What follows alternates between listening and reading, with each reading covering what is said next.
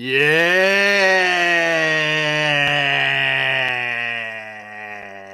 Welcome, everybody.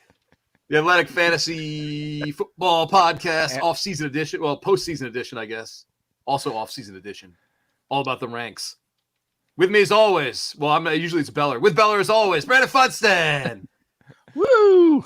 Good morning, or whatever time it is in your world. Let's just assume it's morning. And Jakey. It's morning. It's morning for us still for another hour. Jake's not eating his pizza yet. I'm still drinking. No, I'm not.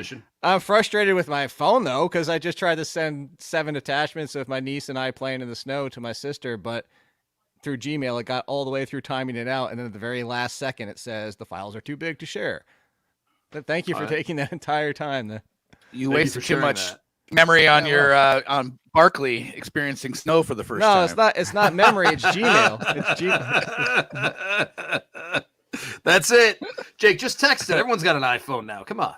My sister doesn't. My sister and her husband are whack jobs. We transfer it like we do with all our stuff. I know that. Oh, I thought you were saying we transferred like you. And the family. I'm saying we. I was like, that is kind of true. That hey, shout out, Field Yates had a baby over the weekend. Big weekend for Field. Congratulations. Big weekend of games. Yeah, there we go. Nice. Let's rock and roll. So I had an idea last night to talk about Dynasty. I thought it would benefit people, but Jake said, no, we're going to talk about my rankings still. So we're going to go through Jake's running backs and wide receivers. Last week with Diver, I guess we can tie the two together. No. Because this is going to be an interesting show, Jake. If I'm going to be running it, we're going to start. Well, we're not going to start. Yeah, we're going to start with Dante Foreman. Start with player 99. Number 44, Dante Foreman. Very interesting spot he'd be in, I think, Jake. He really very strong. You got in trouble on Twitter for talking about how much better he was than Mike Davis with the last, 9 games I think he played. But Dante Foreman, I think everyone loved him 4 years ago, had the Achilles surgery.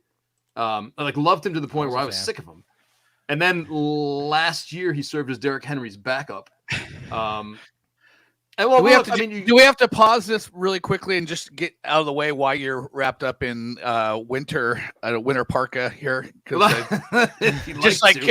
Take care of the elephant in the room first. Just explain that you're in your garage and it's a little chilly. I'm in my garage and it's a little chilly, but I'm doing the show anyway because I love everybody. Yeah, I'm sorry. I just assumed this is podcast and the video is a bonus, but all right, fine. They still want to know. I'm in my garage, wrapped up. Hey, Reed. Thanks for your concern, Reed, on YouTube. That's much appreciated, man. Yeah.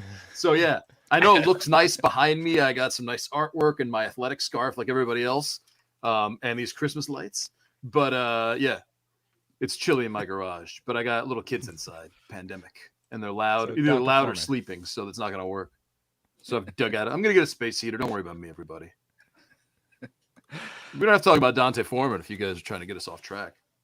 No, I wasn't. I'd like to get to it. Yes, let's get. Jake, you're 36. You're 36 places ahead of the consensus for Dante Foreman. I told you not to pay attention to that. I know, but I do think it's interesting. You've got him ahead of Sony Michel. You've got him ahead of Gus Edwards, who I know Baltimore's going to be full again in the backfield, but still, right. You got him ahead of Ronald Jones. You got him ahead of David. I just think at this point last year, if you told people, I'm going to have Dante Foreman in my top 50 for running backs, and he's going to be ahead of all these people, Jamal Williams, Mike Davis, they might be surprised. And I think you can factor some dynasty into this too, obviously, because we're talking about next year. But Dante Foreman, I think, showed that he could be a very productive back. Yes. And I don't know if that's, you put anyone back there that's Derrick Henry's size, and they're used to Derrick Henry running whatever. But I think he actually showed, he gave a lot of faith for people who come back from the Achilles injury, and he showed this is the guy that everyone was kind of excited about a few years ago. So is 44 his ceiling for you, Jake? Let me start there. No, 44 his ceiling for you, or is this Dante Foreman could sign with Kansas City and be a top 15? So there's a couple factors in here. So 44 is not his ceiling.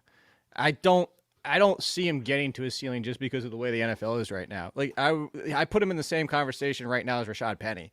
Is they're probably going to both try to find starter roles and maybe even a split like the Broncos situation we just went through. But I don't know that they'll necessarily find a starter, and they'll probably have to settle for the back half of a timeshare. If I'm the Titans, I don't let Foreman go. It's just, you're replicating. Like, so Foreman, for everybody out there that might not remember, or the past couple of years, he's very similar to AJ Dillon in a lot of ways. That was actually two of the similar comparisons I was making between the two. Actually, I drew comparisons to AJ Dillon to Foreman when Foreman came out. So I think those are like to get people's minds is that he's also got some passing game skills, even though people might not think so. So I'm saying that to say this is like if he falls into an AJ Dillon type role on the right team, you could see him in the high 30s, low 20s, as in that, flex running back every single week. Same thing with Penny. The high ceiling would be stay where he is, and Henry gets hurt again. And now we are looking at top 15, top 20, just like Penny. But the NFL has more draft running backs coming out.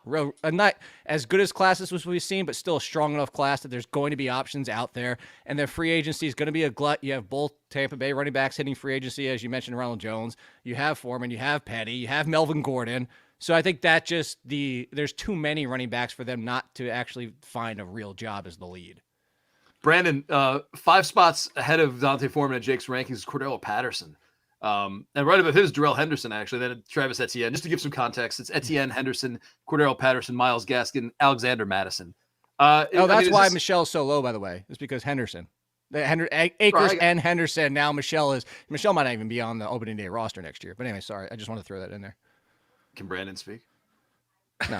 Do I have a question? The question is Patterson too low here at 39? Like, I mean, this was his breakout year in a way, a little older than the usual breakout, but wouldn't you kind of think like next year is the year like he kind of builds on the breakout? Is 39 too low, or is that just right? Is he 39 years old too? Like, is that a tie? Like, what is he? He's like 30. He's like 31 or 32, isn't he now at this point? Look at us, so I think 40s. We're still doing good. It's weird. It's like well. It's a Jose Bautista breakout here. But I think this is a wait and see where he lands. If he's back in Atlanta and they give him mea culpa for basically just turning away from him in the final month of the season and not doing what they were doing every week before that, or if he goes somewhere else and they give lip service to the fact that we love the way that he was used in Atlanta, we want to do that, and we kind of get the feeling that this whole Cordero Patterson, Deebo Samuel kind of movement of these hybrid running back wide receivers is something that a bunch of people are going to try to do. It's going to be completely environmentally based. So this is a big TBD. I think he could go farther down Jake's ranks, or I think he could go, appreciably up, depending on where his signing is and what kind of lip service you get about his role. There wasn't, Jake. I don't know if you could put that more in the light. The reflection. Said hi JL. Oh, John Luke, what's up? Jake, here's a question for you as a Giants fan. How excited are you for Brian Daboll to pretty obviously be the next head coach of this team? I'm not. I want it to be Flores because I'm not sold on Daboll. Just because, look at his track record. I feel like he's kind of the Ben McAdoo now. Look, you can't deny what's been happening with the Bills, but he got there at the same time as Josh Allen. And is it Josh Allen developed under him and he is and Daboll's the entire reason for Josh Allen? Or is it, let's not understand, like a lot of it was Josh Allen and the pieces, the GM, which is why they poached the assistant GM, what that team was constructed around Josh Allen with the Diggs situation, with, saying, can't you say that's Daniel Jones and Kenny Golladay though? First of all, it's not Daniel Jones. Get the hell away with Daniel Jones. Kenny Golladay isn't even on the same stratosphere as Stephon Diggs. So really? Didn't we all love Kenny Golladay like a year ago? No. First of all, no. And Funston? So DVR, Ben McAdoo. Didn't like the move to the Giants. I think there was a decent narrative that was not a good move for him. But we liked him, right? He was a fantasy star. You're adding more questions to my answer here. Like, if my answer is going to be 7 pages long at this point. So go ahead, Jake. People like listening. Kenny Golladay is a lesser version of Dez Bryant. Not a good separator, but it worked with Stafford because he knew how to make his 50-50 contested ball a better 50-50 ball for Golladay, who is also good at that. Daniel Jones has never, that's why Brandon is referencing something we talked about in the preseason, was never a good fit because Daniel Jones doesn't throw a good contested pass. He actually shies away from throwing those passes. That's Kenny Golladay. So throw that aside. The Daboll question I just want to answer is because if you go back to before Josh Allen, before the Bills, there's a very poor track record, some very weak offenses, including he had the Freddie Kitchens happen to him. People forgot he got demoted to tight ends coach for the 1 year before he came to the Bills. So I'm not ready to say like it's all Dabble and he's going to come in and revolutionize the Giants offense. I think Flores showed a ton. Purely coaching, Flores has impressed me more than most anybody on his first stint. This is going to be his second stint, which he learned from his first. And the biggest complaint people said about him was his coaching, other coaching management, his management of his staff. If that's all he needs to learn, then please bring in Flores. I'm not sold on Dabble. Can you be humbled in 2 weeks? Right? Yeah. Flores. I mean, like he learned this lesson and he's just going to turn around and just immediately get another job. He learned it over the course of a year. You have to give that guy two things. A hell of a lot of credit for two different things. One is to take 7 losses and turn them into 7 straight wins. Crap on him all you want for the 7 straight losses. To be able to stick with your team and pull it out of the literal gutter and rattle off 7 straight wins, had the success against the Bills, had the success against Bill Belichick in his time there. And to be able to do that and to be able to coach that team, and let's talk about how many injuries this team dealt with at the beginning of the year with Tua, no Parker, no Fuller, a rookie wide receiver. Funston, are you sick of Devontae Parker like I am too? Like, can't play this back and forth game with Devontae Parker. Come back. Well, he's on the same team as Will Fuller, who I'm more sick of. So I like Devontae Parker. The woulda, coulda, shoulda with Will Fuller, but yeah, I Dabble and Flores. I've heard a lot of really good things about the personality and like head coaching ability of Brian Dabble, that he relates to the players, that he's smart, and that people rally around him. But I love Brian Flores too. To me, I think these are, if you're having your head coach candidate draft, these are the top 2 picks for me. So you could argue which way you want to go, and maybe a team that wants to be a little bit more kind of defensive centric goes with Brian Flores, and a team that kind of wants to be, more of that offensive juggernaut and lead with the offense first goes with Dable. So which one's better? Which one's better for Saquon Barkley? Both. Well, I don't think that different. I mean, Flores has shown the propensity, as Brandon always talked about, is like once he settles on a running back, he kind of leans on his one running back. I don't think Dabble will really change that. You have Saquon, but Dabble just used Singletary as a bell cow towards the end of the year. So yeah, but it was a long time coming on that, though. I mean, it was like 2 years in the making, but maybe I think the really good point you made, Brandon, which I'll agree with, is maybe this depends on what happens with Patrick Graham and if he gets poached, because they're interviewing Graham, but it doesn't sound like he's going to get the head coaching job. But a great defensive coordinator who could potentially be a head coach very soon is that if they keep him, then go Dabble. If you have to go find a new defensive coordinator, and depending on what you're doing offensively, then you go with Flores and you can kind of reshape it. But like if Graham doesn't go anywhere, you've already got the defensive mind. So maybe that's the better mesh. So maybe that's what they're seeing. They're seeing whether or not they're going to be able to retain Patrick Graham. Jake John Lucas gives an up to you in the comments section as I just look over there. Ben McAdoo can punch sand. Well, not because I agree. Sidebar. I'm asking you guys a question. Nando, you love to defend anybody. How the hell did he get a job of 2 years? He didn't even go back to college. What was he doing the past 2 years that convinced somebody, let's bring back Ben McAdoo? What's wrong with that? I don't have a strong answer for that. he's got a pretty decent track record as an offensive coordinator. He took a couple years off. But he was doing nothing. Yeah, he was collecting his paycheck. Good for him. Spending time with his family. That would be like, all right, here's my last day, Nando. I'm going to go disappear for 2 years and like come back and be like, I would do that. Dude, if I'm burnt out by this whole New York Giants experience and I got to recharge my batteries and just be like, I'm going to go into the woods for 2 years. Is that why you had kids to recharge your batteries? No, I'm just going to live my life. What was his excuse? What did he say? Nobody's ever asked. I'm legitimately wondering the question of what has he, even because that's the thing. He left on disappointing NFL terms. Like he was failing as a coach.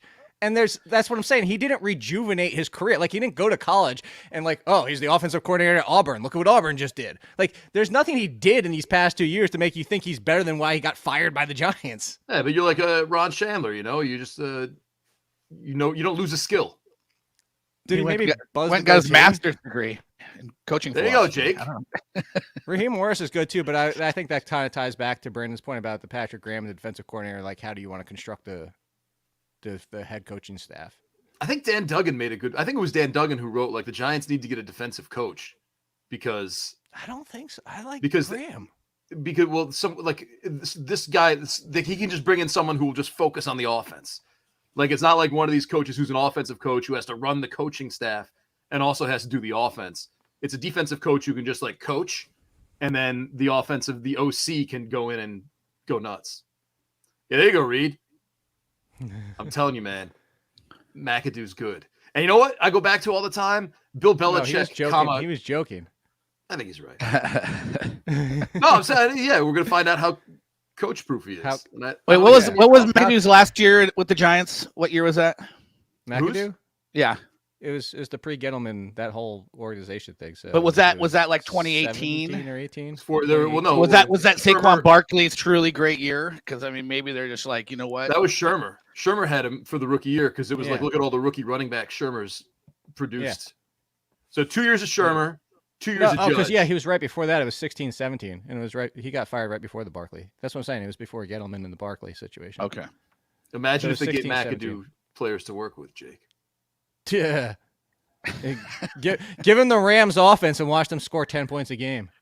Hey, are you worried? Because I'm a little worried that Joe Judge is going to turn out to be a great coach wherever he goes next. No. Yeah, I think it's going to happen. I think he could be a great defensive coordinator. That's another one, like similar to the McAdoo thing. Go rejuvenate your the opinion people have of you. He went from special teams straight to head coach. It was a mistake. He tried to be too Belichickian, can we make that a word? The fact is like I'll say this, even being a Giants only rooting for the players until they fix this organization, is there are strengths with him. Like he's not a total schlub. That he does have good things about Joe Judge, but I think that similar to Flores, maybe this is a learning lesson. But instead of like throwing him right back into the head coaching situation, go to defensive coordinator. Like should have been the next step. The Giants should have learned I go back to the Kitchens thing. Look what the Browns did with Kitchens. You should learn that hey, it's a little too much to go straight from special teams tight end straight to head coach just because you showed a little flash here and there and you think you're hitting on the next big thing. Well, wasn't he battle tested? The end of the previous and whatever. We're talking too much about coaches for a fantasy show, Jake. Sorry to be the one to sidebar this with the question I didn't ask. Well, you can still sidebar it even if you didn't ask it. I want to look at your wide receivers for a second, specifically Gabriel Davis. Brandon, with the game that he had last night, does his stock shoot? Like I've seen on Football Card Twitter, Gabriel Davis is kind of blowing up today, for good measure. But is this kind of like something like everybody who likes football was watching that game last night. Everyone who plays fantasy was watching that game last night. And they're thinking, like, Gabe Davis, man, wow, he's awesome. Is that going to change a lot of point of views on him and shoot him up a little bit?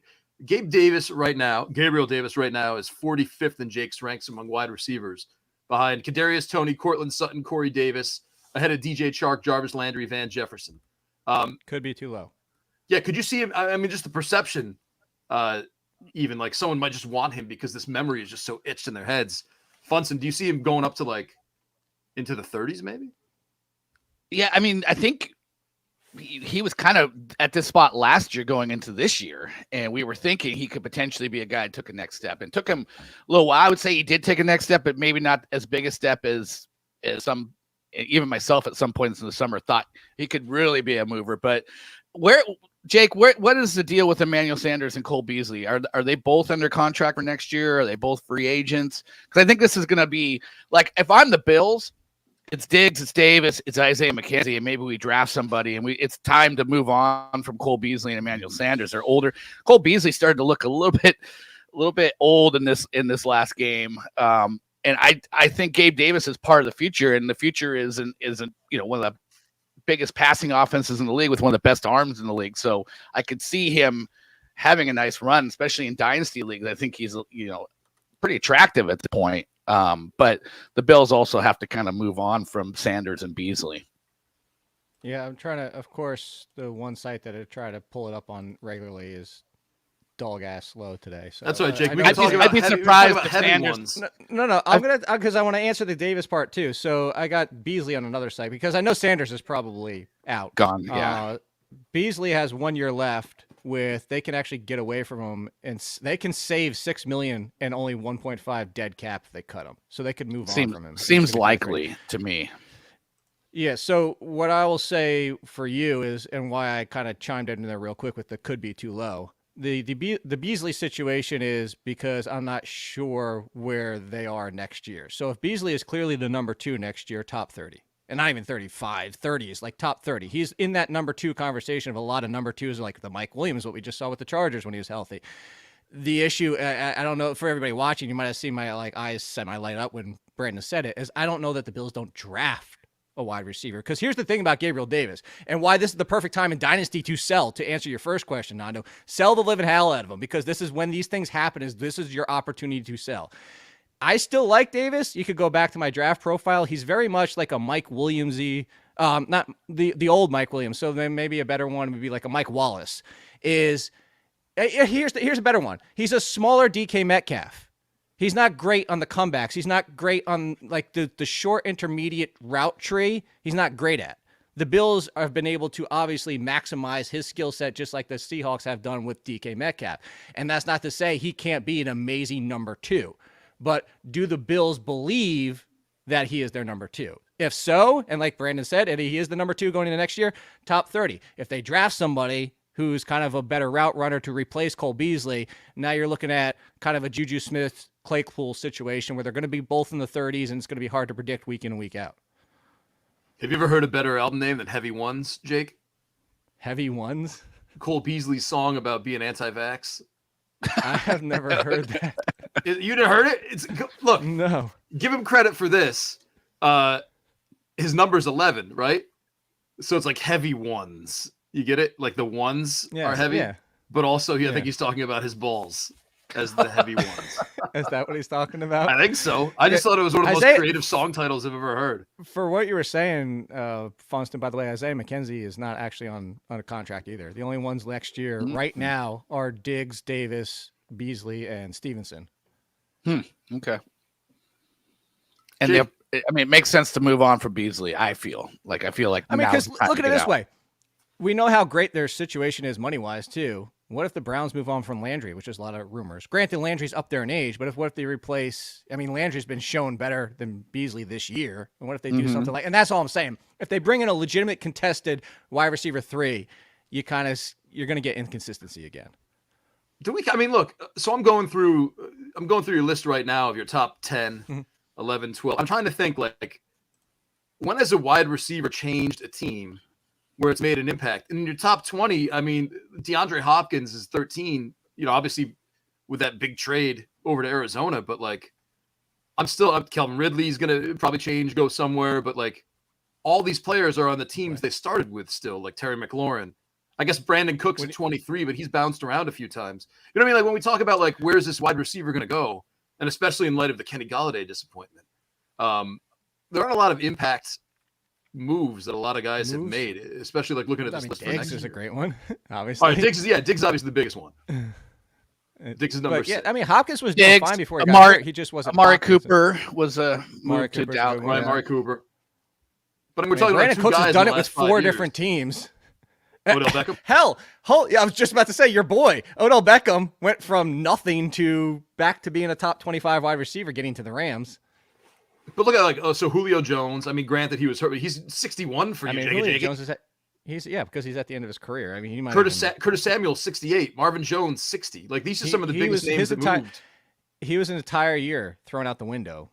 Curtis Samuel doesn't count. He essentially, here's another one. Hold on, Corey Davis before he got hurt. Corey Davis was a top 20, 25 wide receiver before he got hurt. All right, so there's one a year on average, basically. No, I think I looked at this a few years ago. There's multiple. It's just, it depends on Robert Woods. Robert Woods went from Buffalo to There's LA. probably one top 15 per year and about 2 or 3 more in the top 40s. This will be your breaking point because this will be interesting this year because you have Mike Williams, Juju Smith-Schuster, potentially Landry getting cut. Who else? There's one other major name. That's Allen Robinson. And I mean, still a major name? I'm just going to get tagged. Yeah, I mean, we're about to find out whether or not this year was his fault or the team's fault. Because he's about 1.5 to 2 years younger than you think he is. Here's a perfect He's example. always been the guy that's never as old we thought. I will 100%. I know he's still so you freaking. I think is it Cooper Kupp's that's older than him? There's something ridiculous like that. See, I'll give you Nando to go back to the main point about this Davis conversation. Yep. If I'm a Davis manager in Dynasty right now, I am sending a trade to the Allen Robinson team for Allen Robinson in a second rounder, and I would almost guarantee most people will take it. What, really? Yes. Don't waste your time with the thirds. Once you get to the thirds, just third. Everybody out there, third is a juicer. If somebody really asks you for that, go ahead and throw it in. Third and fourth round Dynasty picks 90% of the time mean nothing. You're Second talking about still the rookie draft, straight rookie draft. Yes. Yeah. Yeah, straight rookie draft. All right. If you can get Allen Robinson in a second for Gabriel Davis, I would do that. That is the 100% quintessential sell high, buy low. Did you guys get on Michael Pittman last week at all? Because he confuses me so bad. For the first 8 weeks, he looked like the new Terrell Owens to me. And then after that, like I feel bad. I told people, I'm like, don't trade him. Funston, you answer this because I monopolized that answer that day. I actually remember that. And I said he ran into the DK Metcalf rookie season thing. So you look at what DVR just threw up on our screen. For those of you listening, Allen Robinson is 2 months there you younger. go. Yeah. I told you that I tweeted something like that out last year because I was amazed to find that out. That was ridiculous how young he is. But anyway, you answer the question, Funston. Yeah, I mean, I guess my view of Michael Pittman is that he's very talented. He's a legit like number one worthy receiver talent. They're on a very run heavy team with Jonathan Taylor as kind of like the center of that offense. Carson Wentz mixed, it's so also defenses, know that Michael Pittman's the guy they're going to in the passing game. So I think there's some headwind there because Carson Wentz is a serviceable quarterback, but not great and not always great for Michael Pittman. And also because they're super run heavy, but like, I'm in overall. Michael Pittman's still young. He's still their number one guy. They could tweak things there and it could be okay for him. I just, I think right now his ceiling's kind of capped in the, if things kind of roll over next year in the same way they are this year.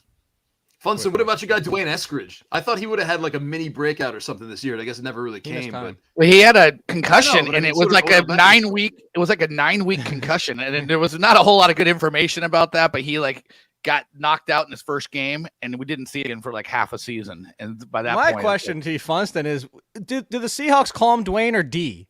Which did he change his? Did he want to be called D? Because like at some point in the middle of the season, multiple sites, right?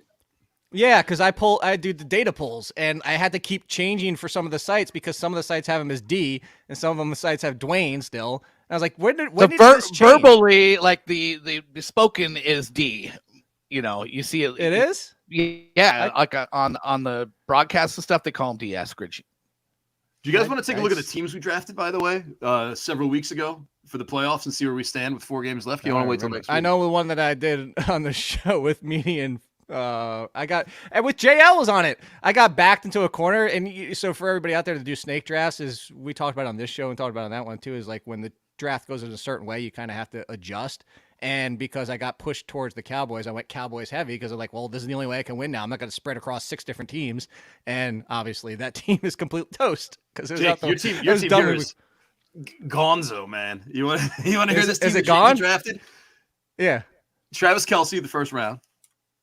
Then Devontae Adams, Aaron Rodgers, Josh Allen, Stefon Diggs, Ezekiel Elliott, Derrick Henry, Dawson Knox, and then your bonus pick was A.J. Brown. So it was doing fine until the Packers got knocked out. The Packers and the Bills. Yeah. No, but the Bills went far enough Bills went far enough for that kind of team. Jake, for Josh Allen putting up those kind of numbers, yeah. Mine's Aaron Jones, Devin Singletary, CeeDee Lamb, Dak Prescott. Then I got Joe Burrow and Jamar Chase still, and Kittle. Nice. Then Dalton Schultz, and then I got Elijah Mitchell as my bonus player. So I think we're going to crown a champion, Brandon Funston, because Cooper Kupp. Listen to this stacked lineup. Cooper Kupp with his number 1 overall when he didn't understand the rules, but still took him number 1 overall. I understood. Patrick Mahomes, Tyreek Hill. You lost Brady and Gronk. You still have Joe Mixon, Sony Michel, Tyler Higbee, and Deebo Samuel. That is a winning team right there. Sony Michel doesn't really work anymore, though. He might. I think they put. He might work for next game. I know. Do you throw him out there after 2 huge fumbles? My God. I just laughed at Reed's comment. I really think Sony Michel could get like 23 carries next game. No, he won't. Jake, I mean, they're very situational. No, The Rams. no. Cam Akers. Did you read Reed's comment? And I'm reading it Titans. right now. Other than all of my players losing, my team is bulletproof. Jake. Jake, you're a good fantasy player. Maybe just not for the postseason, you know? Oh, I talked to just Joe. kidding, man. I had an amazing DFS weekend because I was all over the Bills, even though they lost, but it didn't matter because I was all over. I had Gabe Davis. Gabe Davis was one of my locks for the week. I wasn't expecting 4 touchdowns, but That's why Jake's in a good mood. I was thinking Oh, DFS with Gabe Davis. If ever there was like just a smash man. DFS, that was the guy. Yeah. That's even Jake, with doing the full stack with Diggs too, and it didn't matter because when you have Allen and Davis, I mean that was pretty much you could put zeros in half your lineup and still be fine. Hey, Jakey, when you're making these Yes. rankings, is there someone you wanted to pull up like a little higher, and you're like, I don't feel like putting up with the commenters. Like, I'll just worry about it. And, No, not the April. commenters. There was ask Funston the question in the meantime because there is one. I got to look to find like legitimately there was some because I can't think of the name off the top of my head. There was somebody that was like I really want to put him higher, but I just can't. I gotta have to find out. I don't even know what position it was at. So ask Brandon the question. Looking at your 30 plus, and Brandon, let me know if any of these guys stand out to you. Marquise Brown at 32, Devontae Smith at 31, Darnell Mooney at 33. All seem like candidates for, I guess we're talking about breakouts next year. Rashad Bateman at 40 could be a nice breakout. Corey Davis, again, Jakey's got him at 44, which is still, top 50 and breakoutable. I'm thinking of someone who could jump into the top 20. Maybe Jacoby Myers, he's down at 50. I personally have faith in Kenny Galladay. But Funston, how about you? Even though Jake's I think Darnell Mooney as the clear guy, Justin Fields, another year of experience. And if they don't bring Allen Robinson back and they're really I can see somebody. They'll bring somebody, but is it going to be somebody more talented than Allen Robinson? I don't know. Well, I mean, anything's more talented than the 2021 version of Allen Robinson. Is there somebody else before I found the person? Oh, who is it? Wide receiver. Oh, it's Rondell Moore. I would love to be able to put Rondell Moore higher. The problem is Hopkins is going to be back and healthy. Christian Kirk isn't gone. And even if AJ Green was somehow out of the equation, it's just he can't even get to the top 3, let alone the top 2. I would love for Rondell Moore to be a thing because Elijah Moore will be a thing next year. And I had them my pre-draft process. They were in the same tier level for me. It's like these are both amazing talents. One fell into an awful situation depth-wise. The other one fell into an awful rookie situation team-wise, but was able to overcome it at the end of the year. And Elijah Moore, Rondell Moore he can't get on the field. He's out there with 13 snaps a week. Hey, we got a question from Jiggles 3. Was it Amon-Ra St. Brown too low? You got Amon-Ra St. Brown at 27th, Jakey, which is wedged between Michael Thomas, Elijah. Oh, hey, remember Michael Thomas? Michael Thomas, Elijah Moore, then St. Brown, then Beckham, then Cooper, then Thielen, then Devontae Smith. His question is, yes, 100% Jiggles. Amon-Ra St. Brown was the one that I immediately, as soon as I posted my ranks with one of the first 10 comments was, why are you so low on Amon-Ra St. Brown? Like, he's in the top he's in front of Odell Beckham and Amari Cooper and Adam Thielen. What more do you want? He was playing with no DeAndre Swift, no TJ Hawkinson, no whoever the wide receiver is they bring in, whether it's Mike Williams, Allen Robinson, draft one or something like that. I like Amon-Ra St. Brown. I do. But you cannot ignore the fact that the volume it's not going to be Cooper Kupp. And that was the kickback I got. It was like, look at the connection that Goff had with Kupp. He's getting the same thing with Amon-Ra St. Brown. I immediately ignored him because as soon as you put Amon-Ra St. Brown in the conversation with Cooper Kupp, we're done. we're not even having that conversation. Oh, he was guessing who you were talking. Okay, I got it. Yeah. Nice. Hey, DVR's internet broke, so we can do whatever we want right now. Okay. No, what are we going to do? Swear? This is a children's show. Is that why I have 7 slacks popping up in the middle of the show? Is that what's going on? Sorry, that's what I was distracted for a second.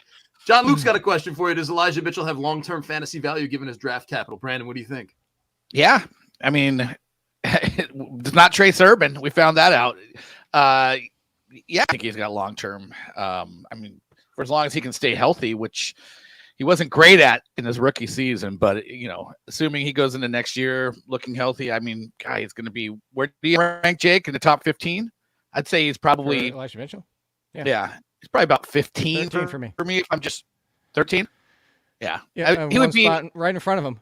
Who you want? If I got him as my RB2, I think it's a luxury RB2 that has some back end RB1 upside. It goes Akers, Mitchell, Swift, Barkley. So there you go. That's interesting. So Barkley could move up, right? Like if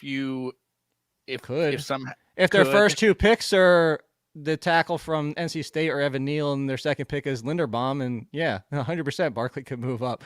But did you see how Dane Brugler moved the market on that? By the way, which one? The NC State kid? What's the NC State kid's name? That's why I said the NC State kid. Okay, hard to pronounce. Yeah. So Dane Brugler. I wasn't trying to just not mention the guy. Dane Brugler has him as his number 1 overall pick in his latest mock draft, which you can read on The Athletic. But I think he was 80-1. I think before Dane's mock draft came out, and I think he fell to 10-1. It's Ekwonu. That's why I don't try to pronounce this, because his name is Ikwem Ekwonu. Yeah, that's why Dane's mock dropped his odds. It's right for the right in the middle of the image. Yes, he's right in the middle of the column image there. It's pretty impressive. Looks pretty nasty. But yes, the Giants pay attention to the offensive line, and interested to see what their coaching staff turns out to be. Absolutely, Barkley can go up, because I keep talking about this, and I keep giving Inside Injuries a ton of credit and saying I didn't 100%. I listened, but not 100%. Granted, he got hurt at the end of September. You always listen to Inside Injuries, Jake. Haven't we learned anything over these past 4 years together? Me, you, and Funston. We have. So Inside Injuries, here's what I'm saying. We're both right and wrong. Inside Injuries said don't expect real Barkley until 2022. I said I see it by October. Brandon knows this. We said it on multiple preseason podcasts. We were getting there at the end of September. And Inside Injuries even said, he's looking like he's getting back. They admitted it too. Not that they were wrong. They're just saying he's ahead of schedule. He's looking better. And then he got hurt again by that twisted ankle. It's just a fluke injury. And he just never got back to it. And Dan actually tweeted out the 1 week where Barkley got tripped up by the ankle. And he goes, if you watch that play, Barkley was just about to hit his second gear. Old Barkley got to the second gear before he got tripped up. He almost instantly gets to the second gear. He goes, that's the main difference with Barkley. So I want to see him this offseason. If he's back to 2018-19 Barkley, 20 Barkley, sure, he could get back inside the top 10. Easy. But it's too early to put him there. Sorry, I'm communicating. We'll try and communicate with DVR. I don't know if he's going to, this stream could go on forever and ever if he doesn't come back in here. We have no one to end it. This is the stream that never ends. Yeah, sing it, Jake. No. You don't know the Lamb Chop song? No. Is that a Lamb Chop song? This is the song that never ends? Yeah. Isn't it? I don't know where it came from, so that's what I'm asking. I've heard the song. This is the song that never ends. Yeah. I don't really care about tight ends. You guys I don't talk about tight ends. Do you guys care about tight ends enough? So we're running backs again? No, not really. No, it's from the Never Ending Story, right? No, that's the Never Ending Story song. Jake, you're getting your pop culture very confused right now. Jake, how many times have you watched Encanto? 0. How many times have you, Nando? Have you watched it? So many that I'm on Reddit looking at theories. I have my own theories on a lot of things. Theories on a cartoon? So much more than that, Jake. Is it good? It's excellent. Okay. So, we had to watch Moana 100 times, whatever. We had to watch all these 100 times. Encanto's definitely the best of the repeat viewings. I don't have a kid younger than 15, but I've almost had the trigger on Encanto. Did you watch Ron's Gone Wrong? I did. Yeah, that was pretty good. Solid. It was pretty good, but got very heavy-handed in the last fourth. It's just social media sucks. Get real friends. It was so heavy-handed. Not wrong, JJ. No, I know, but it's in case you missed the message for the first 3/4 of the movie, we're just gonna throw it in your face. We've seen that one a few times too. Have you? Yeah. So Shang-Chi, is that what it's called? Yeah. Did I pronounce that right? Okay. Oh, dude, you know what? We watched Eternals the other night. Eternals is so much better than people give it credit for. I texted you that. You gave him a half grade better than I did. I was like, I told Funston, I told Nando, I was like, I think it was entertaining. It wasn't deserved the hate. It's like 6.5. And Nando was like, I'll give it a 7. I'm like, okay. Well, where I was going with Shang-Chi is Nando said that you were watching it the other night, and Jake said something about the final third of the movie. It was good until then. No, I didn't say until then. Is it okay to, like, spoiler as I talk about this, but it was like the issue of the dragons. Yes. Oh, first of all, spoilers. We're way past it. We're way past. Okay. So you get 2 things. You get TV. You get 1 week. Movies. We get 3. We decided this on podcast a couple of years ago. You get 3 weeks on movies, and then 1 week, then tune out. Then too bad, you missed your chance for spoilers. So anyway, yeah, Jay knows what we're talking about. He's gone down the Encanto theory rabbit hole. He knows what's up. No, but yes, it wasn't just the dragons. It was just that whole last. Aquafina basically becoming what was that, Bard from The Hobbit? I was gonna say Legolas. She became Legolas by like training. No, well, in The Hobbit, Bard shoots down the dragon with like the perfect shot where the yeah. I was thinking like how good she was with Jake's the never arrows. read The Hobbit. I've never read it. No, I watched the movie. Could have watched the movie. Talking about now. Yeah. Now I know what he's talking about. I feel like they stole the dragons. Very from derivative. Yeah. Raya and the Last Dragon. They're almost the exact same dragons, which I find odd. I told you. Did you code? Yeah. Oh, look, I'm wearing a shirt. Did you watch the pitch meetings for Shang-Chi? No, not yet. Just go watch it. It encapsulates everything pretty much. Also with the problem with the last third. Just go. Super easy, barely convenient. Shout out Ryan George. Go watch pitch meetings on YouTube and waste your entire day watching a billion pitch meetings. Wait, you're wearing a pitch meetings? It's still so small on my screen. You're wearing a pitch meetings t-shirt? Super easy, barely an inconvenience. Don't know what that means, Jake, but I'm sure some people do. You will if you go watch it. Just go watch the Shang-Chi pitch meeting. As soon as this is over, like Joe Holka will say, don't pause the video. As soon as this is over, I know DVR comes back to talking about pitch meetings and movies. Don't worry, man. It's cool. The chat room's alive. All right, fine. Let's go back to football since DVR's here now. Jake Seeley, question about a football player. Let me ask you this, Jakey. Looking at the. We've got like 3 minutes left, anyway. All right, let's just go then. Short show. Thanks, everybody. You got some guys down in your 70-60 range. And look, I feel like everyone's fair game now after some of these players took off this year. Jerick McKinnon, I'm getting Damian Williams vibe from for Kansas City. Like, it seems like that team just is dying to get rid of Clyde Edwards-Helaire as like a contributor. Jerick McKinnon has been good in the postseason as basically the starting running back for the Chiefs. You're going to move him up from 73, having seen this performance, and the coaching staff likes him and stuff like that? No, he legitimately got to 73 by being outside the 100s, like not existing before this. Right. The biggest thing is who are the running backs next year, because right now you have Edwards-Helaire, Darwin Thompson, and I think that's it. So, yes, if Jerick McKinnon is the number 2 in the 40s, 100%. What if he's the number 1? He's not. Isn't he the number 1 right now? He really wasn't even like so much in that game. He'd be a split. He would be a 50-50. You would be looking potentially like the Broncos. If it's, let's say it's just Edwards-Helaire, McKinnon, and then somebody else, Derek Gore, they bring him back because he looked good, okay, and spelling some opportunities there. Those are the 3. Then it's the Broncos situation. Put them both in the 20s. But my biggest issue with McKinnon has never been talent. It's just been the ability to stay on the damn field. Here's the problem is Andy Reid used to be a one back guy back with Brian Westbrook and LaShawn McCoy and Jamal Charles. And then if they got injured, then Sharkhandrick West would be like the biggest thing in fantasy for a week or two, or Niall Davis would have that. But now he's embraced the full-blown platoon, so it's not hard to put up points in Andy Reid's offense with Pat Mahomes as quarterback. The problem is they've split it all up. I mean, Darrell Williams, when Clyde Edwards was hurt and they weren't using Derek Gore a lot, was a stud, and Derek Gore even gets, you can put anybody back there, but if you actually put a legit, real, like stud three down bell cow guy, and Andy Reid said, that's my guy. I mean, we're talking like top 3, top 4 fantasy running back. McKinnon had the most carries of any running back in the game yesterday. He had 10 to Clyde Edwards-Helaire's 7, and Mahomes ran 7 times. There you go. And he had the third most receiving yards with 54. Third most receptions. It seems like in the most important games of the season for them, they're using Jerick McKinnon. Because he's working right now, and Edwards-Helaire is still not 100% and had his own issues. Again, I legitimately said it could be. He's also a free agent. He might not even be back with this team. I feel like, yo, dude, you get the offense. Come back. I'm sure he's going to. No. What if Andy Reid says Edwards-Helaire and somebody more powerful, and they pull in Foreman or Rashad Penny or something like that's just.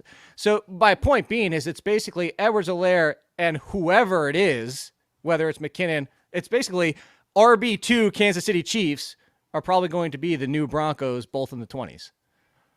Answer DVR's question, Funston. Who's the better deep dynasty stash, Gore or McKinnon? I think McKinnon. I mean, I think you have to lean on what the Chiefs are doing right now. Derek Gore's not hurt. They've basically elevated McKinnon above him in terms of role status right now. Yeah. So I think you got to follow the lead of what the Chiefs are doing. There you go. Yes, that's Jarek McKinnon. Jake Trowbridge. This is the best show ever. We got everybody's in here. Yeah, Jake.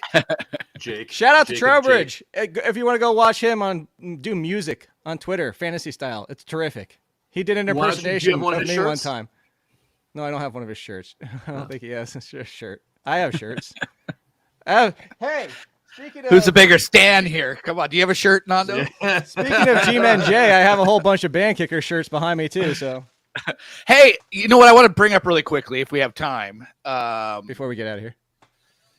Yeah, Casey Joyner brought this up, and maybe he'll write a column about it. Is it fair for me to? Did you read his 3 ideas, Nando? Okay, I don't know. Should we reveal it here? Is it just like a workshop to play around the idea, and he'll write like the full article? Official I don't know. Statement? Jake Trowbridge might steal his idea and write it himself. Okay, maybe I'll can it. That's a teaser. No, I think it's safe. We're among friends here. Okay. Kickers are a special team. If anyone writes special teams, so why not combine DST, throw the kicker into that mix? Jake, thoughts? Are you asking me? Yeah, wouldn't you feel good about that, Jake? Instead of ban kickers, period, the end. No, the end. They're still pointless. They're still stupid. They're still unpredictable. They still have but if no they're value. watered down within the mix no, of you don't water them down. That's the same problem people make for the argument about defenses. They're like, get rid of them or water them down. No, fix the scoring. We had defensive scoring that came out 20 years ago that we're still sticking by. How about give a point for forcing a 3 and out? How about 2 points for, forcing a 4th down field? Like, I'm just throwing out, that's exactly what I would do, but failed 4th down conversions. That's essentially a turnover. Why don't we count for that? I'm not saying don't do that. This sounds like a Jake story. How to fix DST scoring. I already did. It's in my. You can fix the scoring, but what about just lumping the kicker into the defense special teams as a 1 draft pick kind of a deal? Again, no. They don't even correlate. Again, it has nothing to do with the defense or the special teams. The only reason kickers have value is if the offense fails their damn job. End of story. Just like I said, we wouldn't even care about the kickers in the first 3 games if somebody could put the ball in the damn end zone. If the Packers put the ball in the end zone, we wouldn't even be talking about it. If the Bengals have just scored a touchdown, Chiefs did their job on offense, went like 45 yards in 2 plays, and Harrison Butker came in and kicked a 49-yarder. So the kicker came in. And then how did they win the game? They went the entire way and scored a touchdown. Well, they could have kicked a field goal, and then the defense would have held the Bills. I'm not saying kickers can't be realistic in real life. They obviously have to play with kickers. If there's 2 seconds left, I would love to see somebody have the balls to go for him from the 20 and just go for the touchdown. Oh, you know who would? Cole Beasley. Yeah, he would have the ones. He's got heavy ones. Real life is fine, but again, the whole point about it, and you can even get some of it. I did the whole art. No, you know this. I did the article showing how unpredictable, even with the right offenses, even with trying to predict Vegas scores and everything, like you still cannot. Why are you saying like I know this? Kickers. Brandon edits your stuff too. No, I know, but you actually that was. You need to save all this because you're going to have to do a point counterpoint with Casey Joyner in the next. Yeah, I think so. Months, yeah, so. next no, week. I'm not. Yeah. No, I've already made my 1,000 points. I don't know why people get ready. I'll end it with this: 1,000 points of Jake. Everybody out there, you got your 1 weekend. Celebrate it. You're not going to have another weekend of enjoying kickers for a long time. I don't know what that means. Oh, everybody's like, because the first 3 games were decided by field goals. And everybody's like, oh, it's the best week ever. Haha, Jake. And it's like, yeah, okay. Enjoy your 1 week out of 22. Have fun. Well, I mean, just because they're doing good stuff doesn't mean that they should be included in fantasy scoring. 100%. But people are trying to troll me. Why are they mocking you? Give away a t-shirt, Jake. How many do you have left? How many do you have left? I paid for all those with my own money. I'll give them out when I want to give them out. Sell a couple T-shirts, Jake. All right, we gotta go. I think the three of us have one more week left together. Who knows what next week we're gonna do? I have no idea. We've gone through Jake's rankings. I thought we have 2 more, don't we? We had the Super Bowl week, don't we?